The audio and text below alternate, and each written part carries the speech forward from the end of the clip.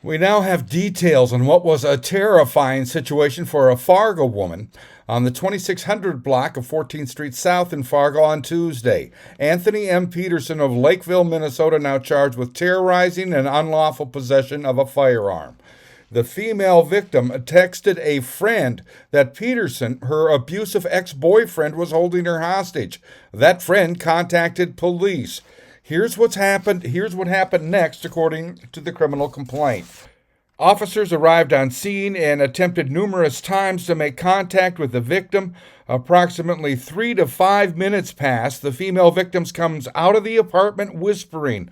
Officers were able to get her to a safe location outside of the apartment at this time. She stated that he was inside sleeping and had 2 guns by him. When the victim was asked who he was, she stated Anthony Peterson. The victim stated it was her apartment and that she wanted him removed because he was tweaking and not letting her leave. The victim gave officers permission to enter into the apartment. Officers located Peterson in the living room asleep on the floor, covered in a blanket. There were 2 black handguns located on the floor within his reach. Officers were able to move the firearms away from him and place Peterson in handcuffs and detained him. Officers read him his Miranda rights and he stated he understood he was escorted outside to a patrol unit. An officer spoke with the victim about what had occurred with Peterson. The victim stated that Peterson is her ex-boyfriend and they broke up 3 weeks ago. She said on Friday he returned to the apartment and has been staying there.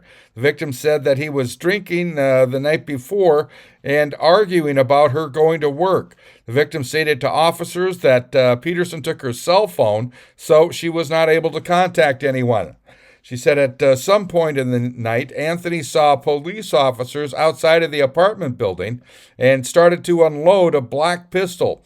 The victim said he put the ammunition round down and racked the slide. The victim said that Peterson then held the firearm to her head and pulled the trigger, making a click.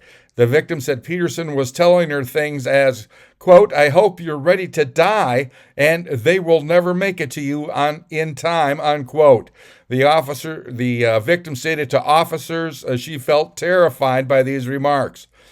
She asked officers if they were recording. They advised her yes, they were with their body cameras. She appeared to be worried and stated to officers that Peterson told her to lie about the guns and to tell police they were her guns. The victim also told officers that throughout the night, he had slapped her on the left side of the face. It occurred approximately 3 times and punched her in the left ribs, causing her pain. She refused any medical attention. The victim says she was able to sneak her cell phone away from Peterson to text her co-worker that she could not make it to work today at 5:30 a.m., and then she put the phone back before Peterson noticed. Officers transported Peterson to the Cass County Jail. Officer ran the serial number off a black Taurus 9mm handgun that Peterson stated that the victim stated was Peterson's, and the firearm was reported stolen out of Davenport, Iowa. The second firearm was later discovered to be a black airsoft BB gun. Peterson was prohibited from owning any firearms. I'm Neil Carlson reporting for iNewZ.TV.